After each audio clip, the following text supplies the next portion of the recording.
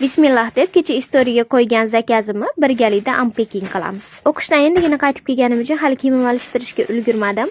Lekin buni tezda ochib ko'rsatmasam, o'zimni ham sabrim chidamadi. Nima deb o'ylaysizlar? Buning ichida nima bor?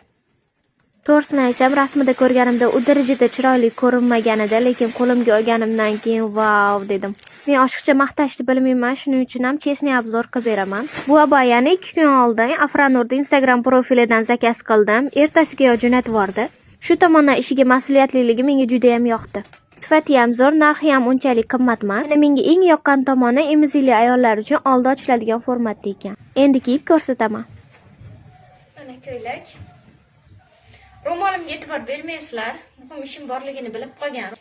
Yengini shunday qoldirarsammikin, ozgina qirqitishim kerak. Mana ko'ylak juda ham chiroyli. Ayniqsa hozirgi bahor, yoz, qish kelyapti, kunlar isib ketyapti. Shunaqa paytda ob-havo tanlamaydi.